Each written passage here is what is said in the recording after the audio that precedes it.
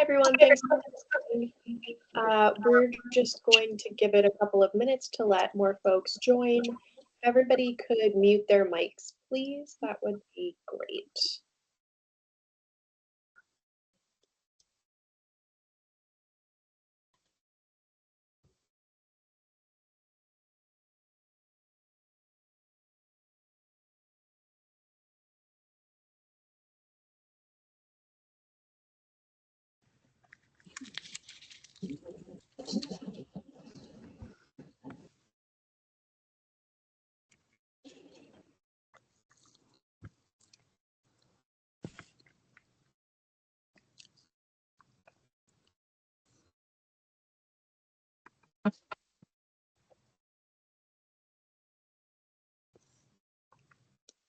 Hi, everybody. We are just letting folks trickle in here.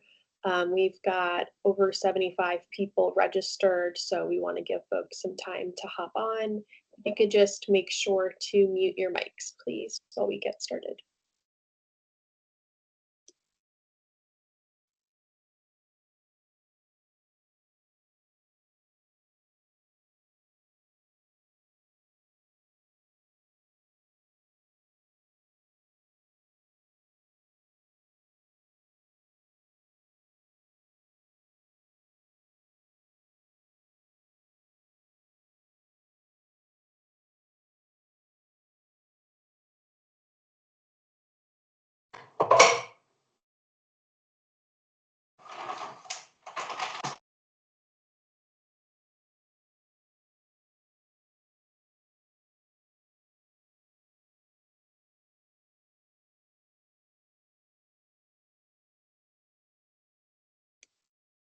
All right, I think we can get started here. Thanks everybody for joining us. My name is Cassie Rollins. I manage the Direct Pay program in the Michigan Infrastructure Office's Technical Assistance Center. I'm here with Charlotte Mayworm from EGLE, and we're happy to be talking to you today about elective pay, also known as direct pay. Just a couple housekeeping items. Please keep your mics on mute and feel free to put questions in the Q&A feature here on Teams or in the chat. We will have time for questions at the end, so we'll make sure to get to those. The session here is being recorded. We are going to share the recording and the slides after this presentation, so you will be able to access those. And we'll send a follow-up email after this presentation to share exactly where those will be located after this. So can everybody see my screen already? I'm going to take that as a yes. Okay, great. So I'm going to turn it over to Charlotte to kick us off from EGLE. Good morning, everyone. My name is Charlotte Nana Mayworm. I am a member of the Michigan Healthy Climate Corps, working with EGLE's Environmental Support Division, where we host our environmental education program. Next slide, please. So here we host the Michigan Environmental Education Curriculum Support Resources for teachers in pre-K through 12 schools. We also host the Michigan Green Schools program, where we recognize champion schools in sustainability action. We also host a resource lending station where teachers can check out environmental models, water testing kits, air quality testing kits, and more for no cost.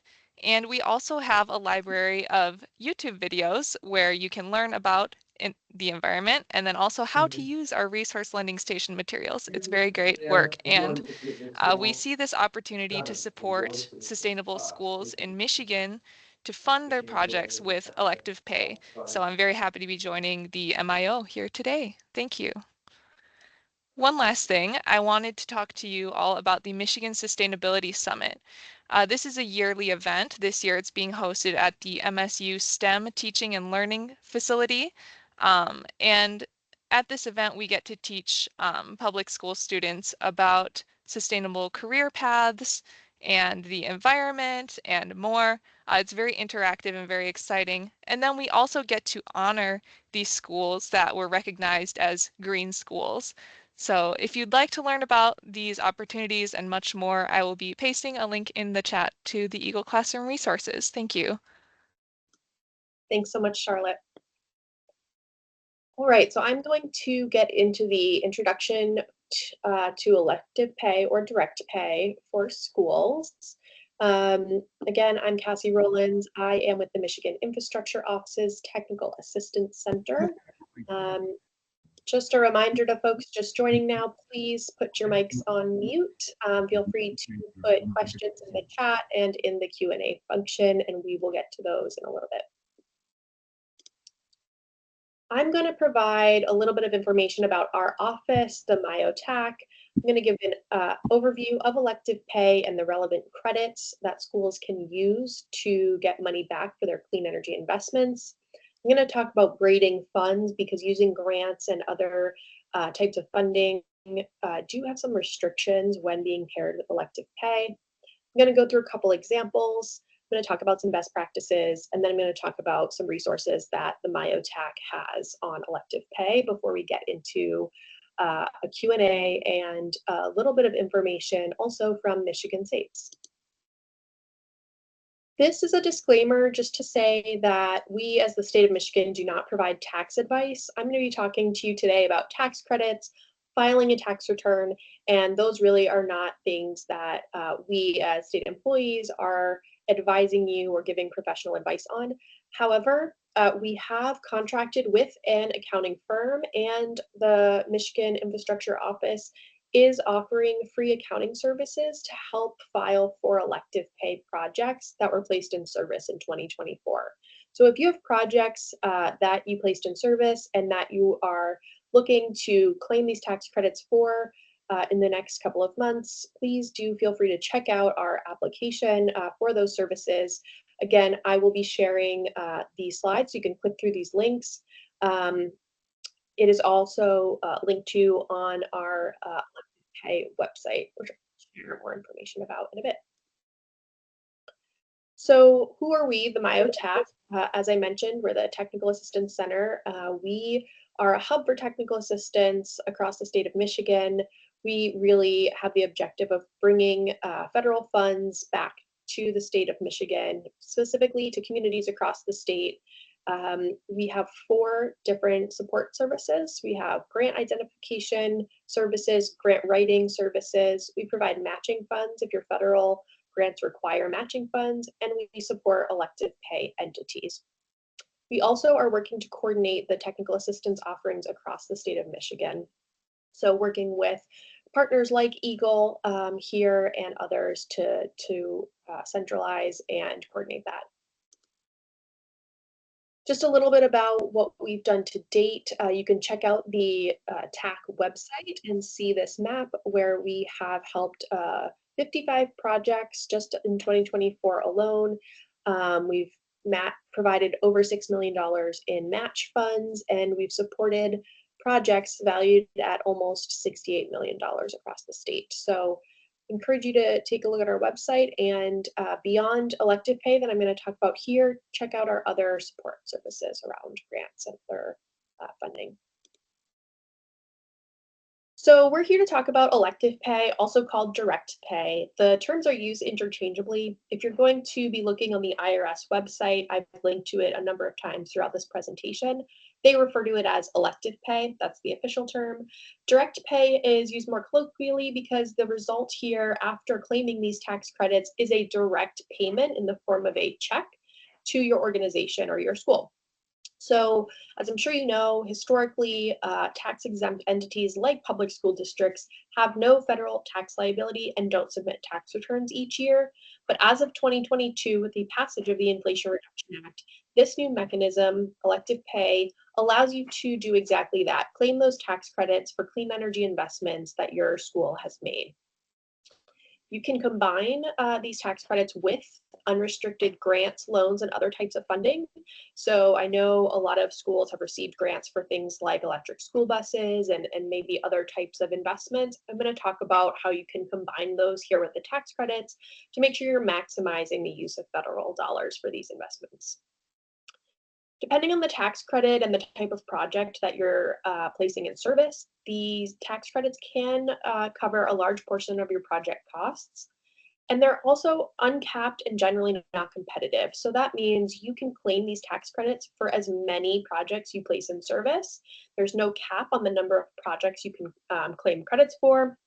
And they're not competitive in the sense that it's not like federal grants where if you are applying, then someone else is, or if you have applied and been awarded, then someone else is not going to be awarded. There's not a finite amount of money for most aspects of the tax credits. There is a couple exceptions, and I will just mention those a little bit later. It's important to note that even though you will be receiving a check back from the IRS for these, it's really not considered a grant. So it's a reimbursement after the fact, after you've placed the project in service, after you filed your tax return, you receive the credit later. So it's not upfront capital like sometimes grants are. You also have to own the project in order to claim the tax credit. So you have to own the panels if you're installing a solar project. You have to own the EV charger if you're installing chargers. That's important because I know there are some lease options out there, and if you don't actually own the equipment, then you can't claim the credit. Just want to show you a couple of examples of schools across the country that have received their elective paychecks. So they've placed these projects in service, they filed their tax returns, and they've received their checks back. Northland Pines School District in Wisconsin has placed a number of solar projects on their schools. They did a solar plus storage project in 2023, and they received their check for over $111,000. In Kansas, there's another district there that did a even larger solar project and received their check for over $104,000. A school in Kentucky, they did a geothermal, giant geothermal project and received over $793,000. Now, we've talked to school districts in Michigan. We know that Ann Arbor Public Schools has filed for direct pay and is waiting for their check to come back from the IRS. They are going to be on one of our panels about elective pay at the upcoming My Healthy Climate Conference. I'm going to talk about their experience. So if you'd like to hear more about that, please join us at the My Healthy Climate Conference on April 24th.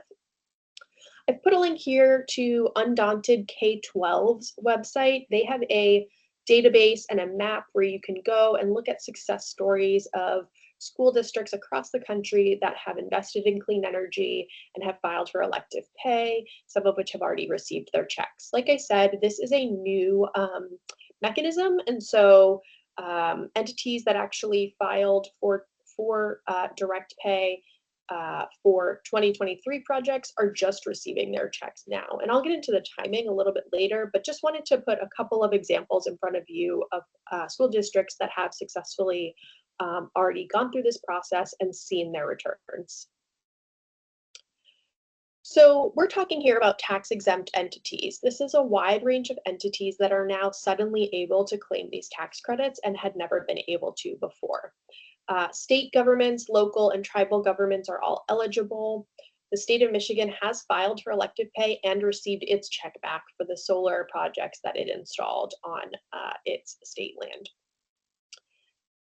Agencies and instrumentalities of these governments, so different divisions of state, local, and tribal governments are also eligible, and that's where public school districts come in. Community colleges and public universities are also eligible.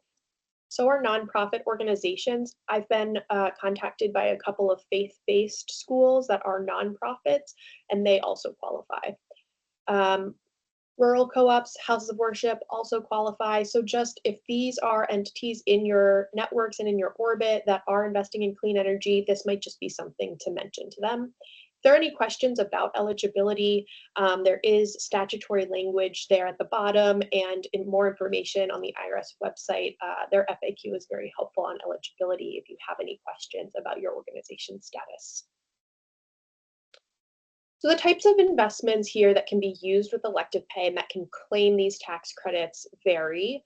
Generally, you can think about it as energy generation, energy storage, and EV related investments. So Solar and geothermal, I know, are very popular across the state. Those both qualify for the tax credits that can be used with elective pay. So does energy storage and the installation of battery storage. Electric vehicle charger installations and electric vehicle purchases also qualify for tax credits that can be used with elective pay. Not all of the clean energy tax credits that are available at the federal level can be used with elective pay. There are 12, and they are listed here at the bottom. I've linked to a really helpful IRS fact sheet that outlines the 12 credits that can be used with elective pay and the value of those credits and what kinds of projects qualify. We commonly get asked about energy efficiency measures like replacing windows, upgrading to LED lights, that kind of thing. Those qualify for a tax credit called 179D, which is actually not able to be used with elective pay. So that is not something that can be claimed using this mechanism.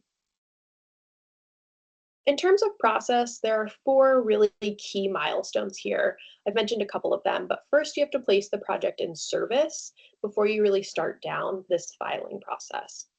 Later on, you'll then complete a pre-filing registration process where you upload information about the projects on an IRS portal. They recommend doing so 120 days before your return is actually due. You'll then file your tax return after you receive project ID numbers that are a result of that pre-filing registration. Your filing deadline is based on the end date of your tax year.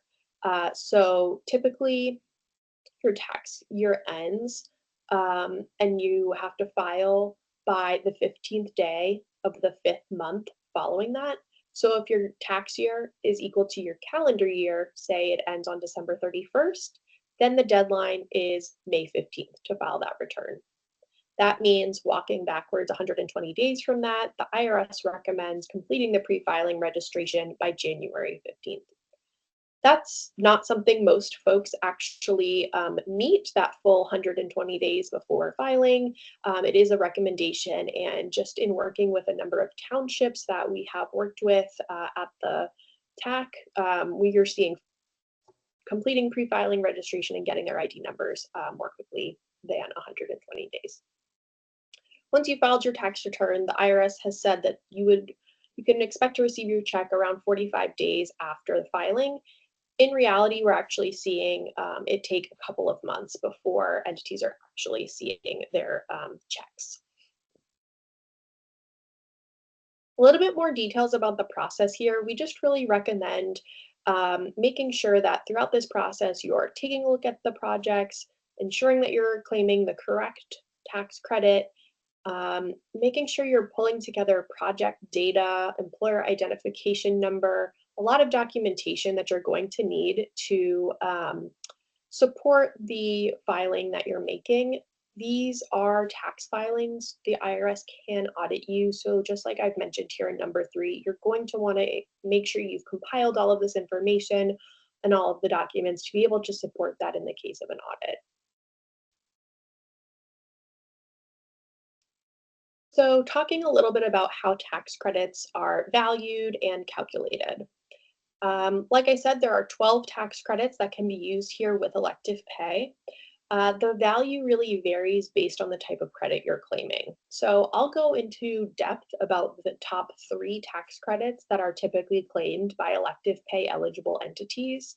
But just as an overview, some of them are based on the percentage of the project costs. So I'll talk a little bit later about the investment tax credit, which is generally 30% of the project costs.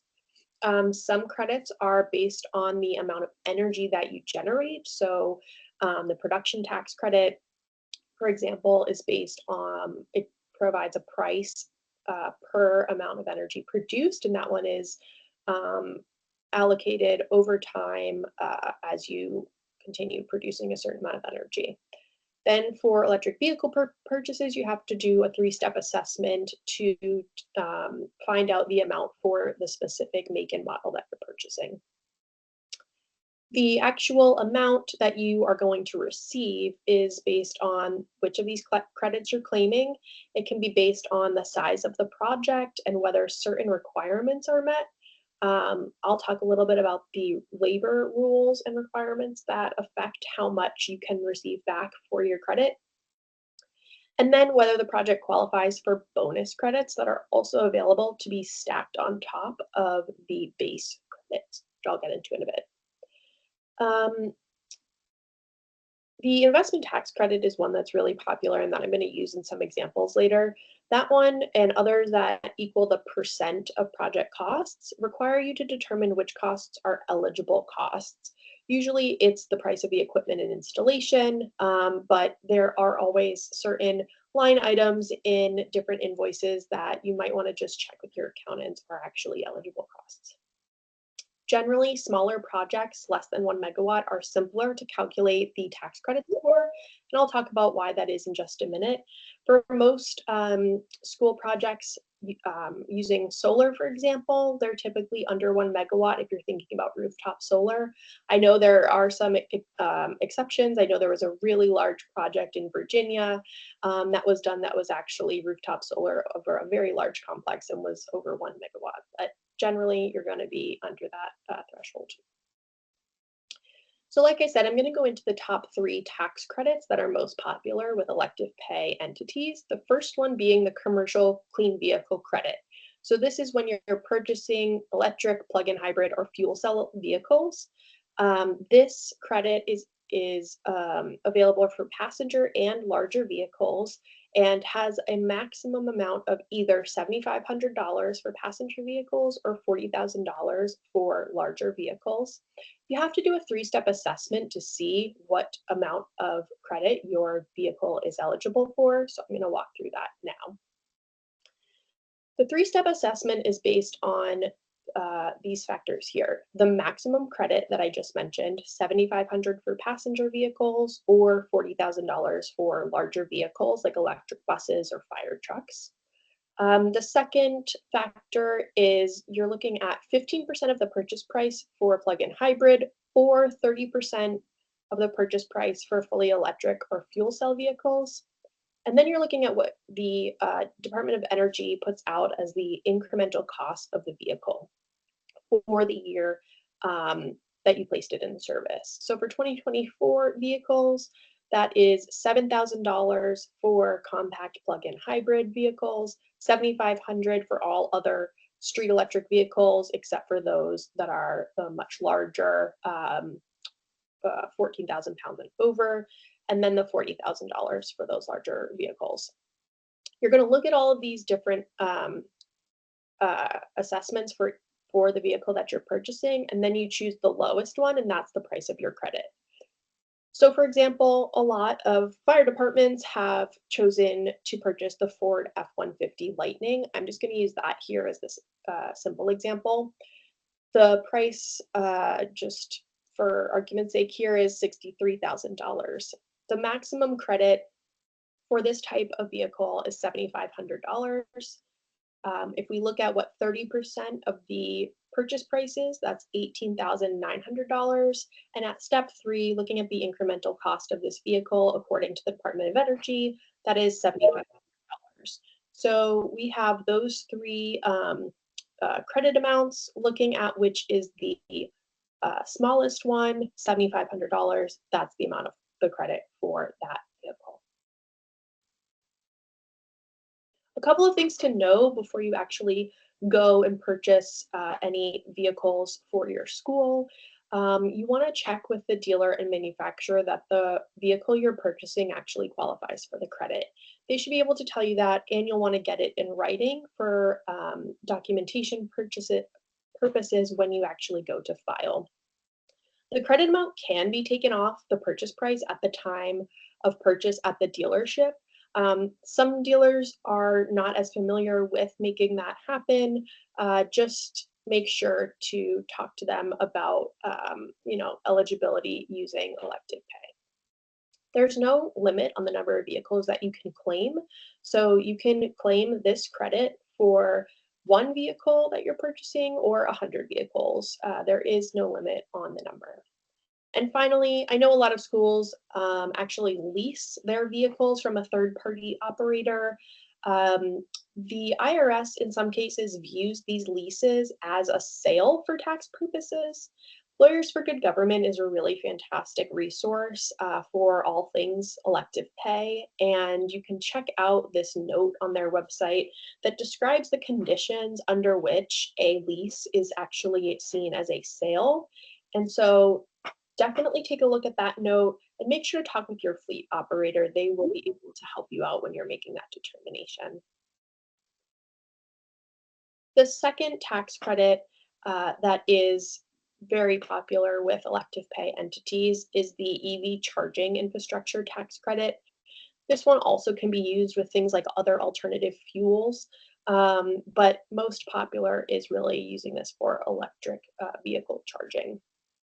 The value of this tax credit is 6% or 30% of your project cost, depending on whether certain labor requirements are met. I'm going to get into detail about those a little bit later, but just know that this one is valued at 6% or 30%. The maximum value per charger is $100,000, and this is a one-time payment, again, upfront after you have claimed the tax credit in your filing. It does not continue year after year or anything like that. The EV charging credit is specific to certain geographies, so it's described as rural and low-income areas only. I will note that that typically is a pretty generous definition, and if you can see here, all of the areas covered in Michigan that are under this um, greenish blue color, the dark beige color here, and the gray colors all are eligible areas for this credit. Down here by Detroit, there are some areas that do not qualify, but even at this level, it's hard to tell. You can actually put your address into this map and zoom into the specific census tract where you're going to be installing the charger, see if it qualifies. This map is really zoomed out. Sometimes when you actually zoom into a specific census tract in these areas that at first glance don't look like they qualify, zooming in really helps see that some areas actually do. So I really encourage you to take a look at this map, which I've linked to in these slides, but it's also linked to on our elective pay page under the TAC website, which I'll get into a little bit later. The third tax credit is the one I mentioned earlier, the investment tax credit. Previously, this was called the Renewable Energy Investment Tax Credit. As of January 1st of this year, it's now called the Clean Electricity Investment Credit. That just means that previously the credit was specific to renewable energy technologies. Now it's technology neutral, and you just have to prove that your technology is zero emission. But this is used for projects like solar, geothermal, and energy storage. Again, this one is also valued at 6 or 30% of the project costs. I will get into how that is determined on the next slide, but just remember, like with the EV charging credit, the base amount here is 6 or 30%. I'm going to get into how you can stack bonus credits on top of this, but just also want to note this is a one-time payment, which is in contrast to the production tax credit, which is paid over time based on how much energy you produce. So in terms of calculating your base credit amount, like I said, it's either 6 or 30% for both the investment tax credit and the EV charger credit. For the investment tax credit, this top one in blue here, again, used for solar, geothermal, energy storage. If the project is smaller than 1 megawatt, then your base credit is automatically 30%. Those projects are exempt from the labor rules that I'm going to get into on the next slide. For projects equal to or greater than 1 megawatt in size, you have to comply with the prevailing wage and apprenticeship rules in order to receive the 30% credit. If your project does not comply, it will only receive a 6% investment tax credit. With EV charger installations, you have to comply with prevailing wage and apprenticeship rules, no matter the size of the charger, in order to get the 30% credit. Projects that don't comply with those rules will only receive a 6% credit. So what are those rules? Prevailing wage and apprenticeship rules have 4 components. Obviously, the projects have to pay prevailing wage. Those are specific to the location of the project. Then we have 3 different factors here based on apprentices. There's a minimum number of labor hours that have to be worked by apprentices. There are minimum ratios of apprentices to journey workers that have to be met. And there are requirements on contractors that have 4 or more employees have to hire at least 1 apprentice. Again, this applies, like I said, to the investment tax credit, to the production tax credit, to the EV charger credit, and others. Investment tax credit and production tax credit projects lower than 1 megawatt in size are exempt. There's also exemptions for cases where you've requested apprentices and the request has either been denied or you've received no response. In all cases, exempt or not, documentation is really important. So make sure to check out, again, Lawyers for Good Government has a great note on the prevailing wage and apprenticeship requirements and some information on the documentation. I've got a link here to details on the IRS website because there is a lot more technical details to these requirements, so I encourage you to check that out. Now, on top of the 6 or 30% base for the, say, investment tax credit, you can add and stack bonus credits on top of those to really increase the amount of the credit that you'll receive. So the first credit is simply geography based. This is the Energy Communities bonus credit that is focused on incentivizing clean energy projects in locations with former fossil fuel infrastructure, such as coal-fired power plants, coal mines, etc. And it's also brownfield locations are also eligible for this. So if your school is located within any of the areas on this map that are pink or green, then you automatically qualify for this energy community bonus credit. Like I said here, if your base credit is only 6%, then this is another 2 percentage points. If your base credit is 30%, then this is another 10 percentage points, and you're automatically at 40% investment tax credit. So make sure to put your school's address in here and see if this is a bonus credit that your school would qualify for. The second bonus credit is for small solar or wind projects in low-income and tribal communities. This one is worth 10 or 20 percentage points, but it is one that you actually have to apply for and receive an allocation from the Department of Energy. So this one's one of those where it is competitive and there is a maximum amount allocated for this bonus credit. And so just noting here, it's something to check out as a program. It generally is oversubscribed, so it can be more challenging to actually achieve. The third bonus credit is for equipment that is made in the USA used in these projects. And so this is, again, another 2 percentage points on top of a 6% ITC base or 10 percentage points on top of a 30% ITC base. This has a lot more details than I'm sharing here, so make sure to take a look at the links that I've shared. I will note for projects greater than 1 megawatt in size, the domestic content rules are actually a requirement, and if elective pay entities don't comply with them, it means their value of their credit is going to be reduced. Again, exceptions for projects lower than 1 megawatt in size, and also in certain cases where using domestic equipment is not possible because it's not made here, or it increases the price of the project by a certain amount.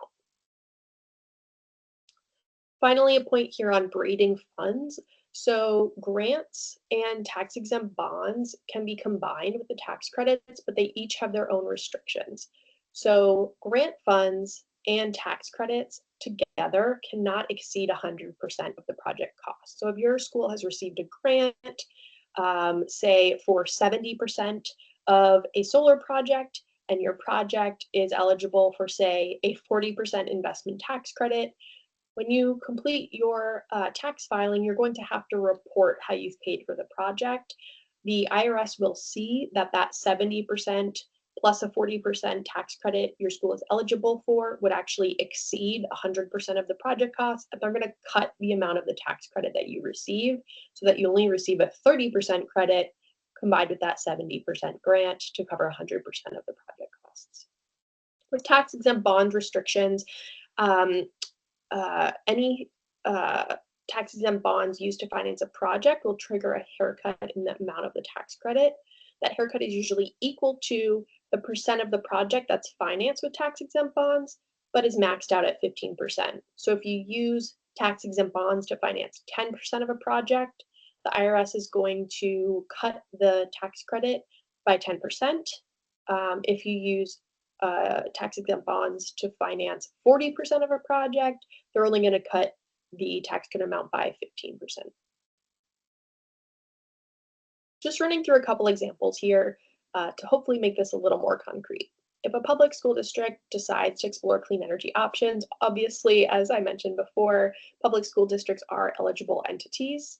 If they decide to install solar on the roof of one of its middle schools, solar energy is a qualifying clean energy project. If it's less than 1 megawatt in size, just these simple factors alone mean that the project is eligible for a 30% investment tax credit. This is because as a small project under 1 megawatt, again, doesn't need to comply with the prevailing wage and apprenticeship labor requirements in order to receive that 30% ITC. And don't forget that those 3 bonus credits can be added on top of that 30%. For projects over 1 megawatt in size, say we're looking at a much larger community college with a large campus, say they want to pursue geothermal. Both the community college is an eligible entity, geothermal is a qualifying project here. Say it's over 1 megawatt in size. If they don't comply with the prevailing wage and apprenticeship requirements, this is only going to result in a 6% investment tax credit. If they issue an RFP, they talk with their installer, and that installer is able to meet the prevailing wage and apprenticeship requirements and furnish the documentation to demonstrate that, then this credit is suddenly 30% instead of 6%. A couple of best practices before we finish up here. If you have projects underway that are going to be placed in service soon, you really want to start gathering your data and information, talking with your installers, and start the documentation process as soon as possible. I mentioned this early on as part of that process for filing for elective pay, but it is really important. It's just like filing your taxes at the end of the year and trying to find all your receipts at the very end when you're wanting to make sure that you're audit proof. Doing it as you go along is really, really helpful. We have a to-do list on our website here, our elective pay to-do list that I encourage you to check out. It really goes through some of the information and data you'll need to collect and keep you on track to actually meeting your filing deadline. Finally, for future projects going forward, it's helpful to just make sure you're considering these different tax credits as you're going through your budget and planning processes.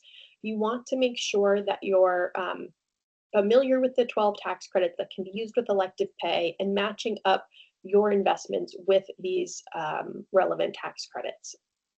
You want to be looking at your funding sources and making sure you're using grants or tax-exempt bonds in a way that you're maximizing the tax credits first.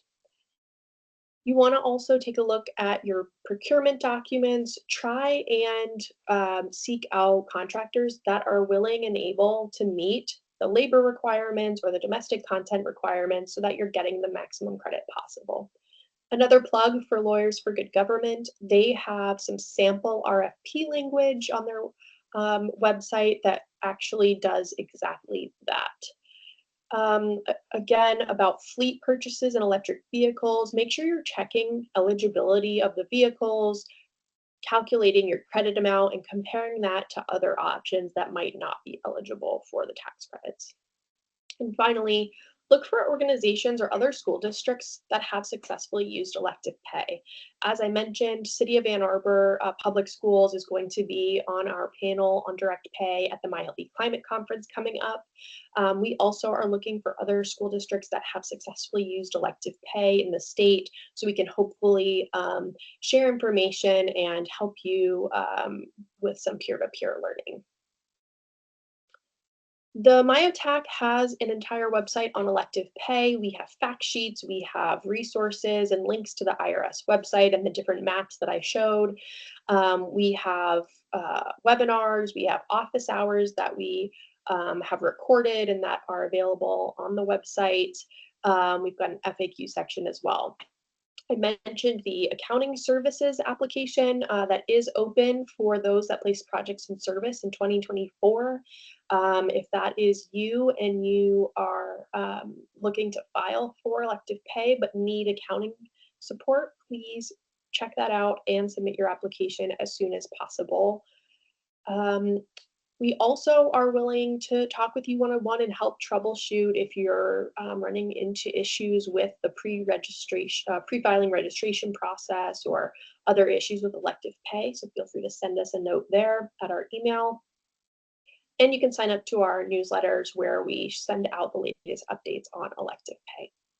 So you'll get all of these links when we send around the slides and the recording.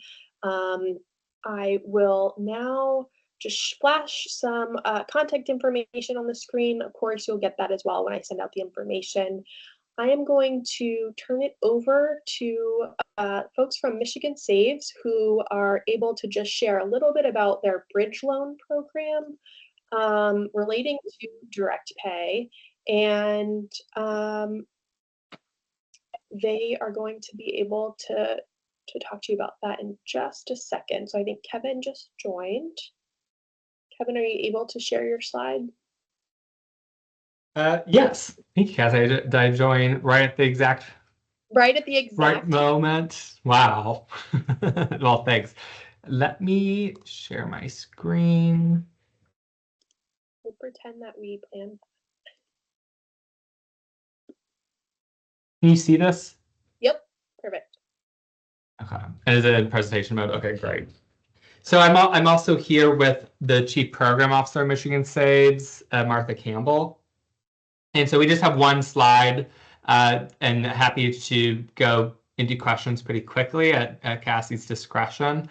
So Michigan Saves, for those who, maybe I should have done a more introductory slide about what Michigan Saves is, but Michigan Saves has been operating the state for about 15 years and has really been focused on residential property, so helping get low interest loans into homes.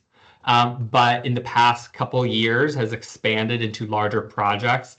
And we've seen this direct pay tax credit as a really good opportunity for Michigan Saves to support entities like schools and school districts to take advantage of this tax credit. Because before I joined Michigan Saves and Public Sector Consultants, I was the Director of Strategy for the Finance Department at the City of Detroit.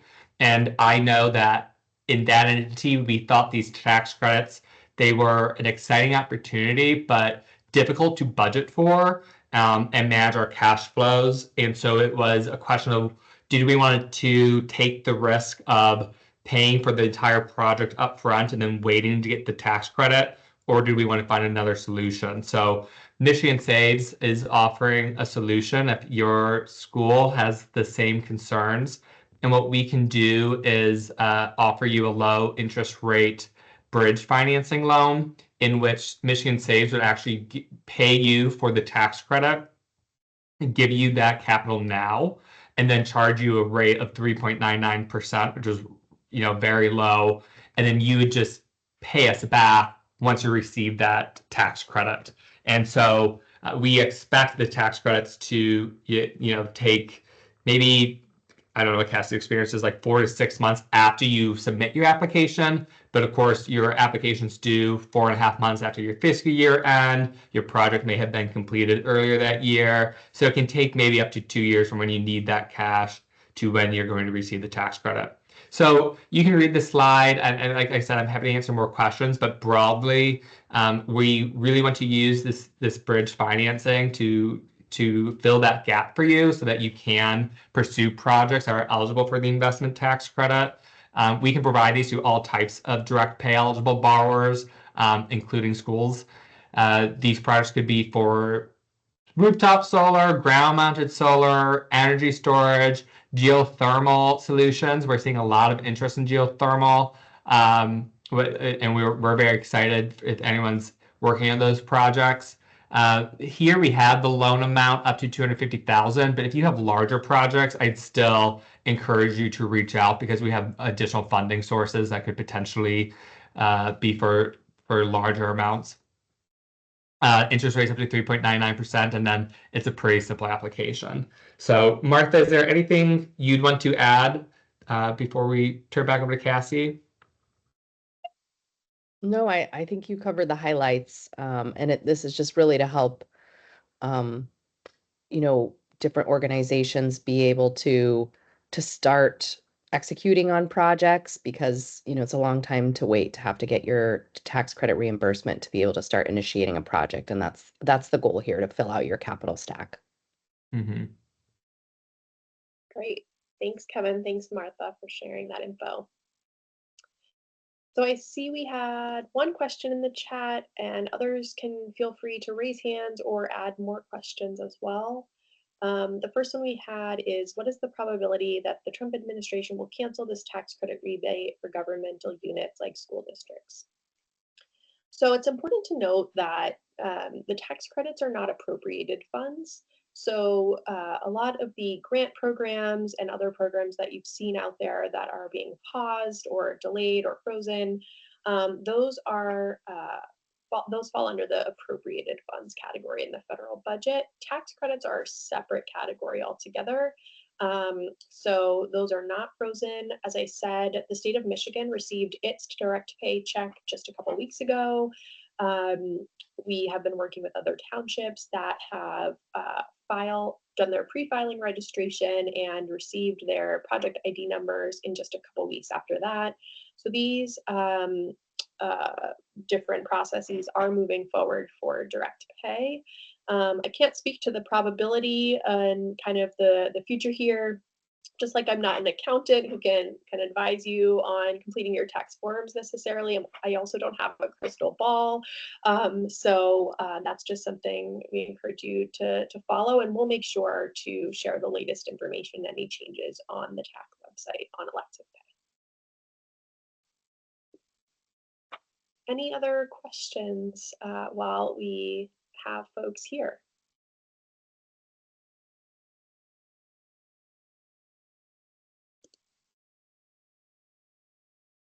Don't see others posting yet, but folks can raise hands. Feel free to jump in. Cassie, this is Chris Brady, Technical Assistance Center Director. Just wondering, with the show of hands, if we could see how many school districts might be considering filing for direct pay if you've already completed a project.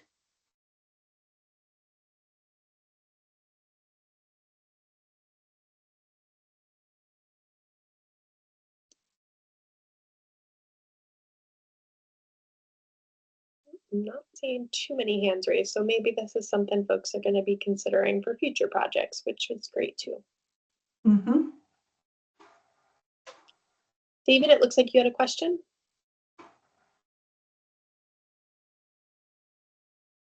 It looks like you're muted, so I can't hear you actually.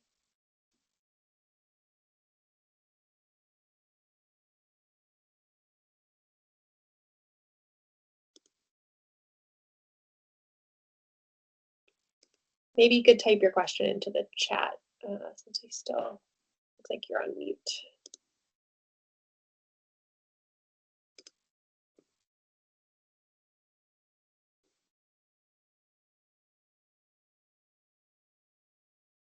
All right, if there aren't any other questions, like I said, feel free to follow up with us after this webinar. You'll have our contact information, and we'll be sending out the slides and the recording very soon. Thanks everybody for joining. Thank you for inviting us. Great to meet everyone. Yeah. Thank you.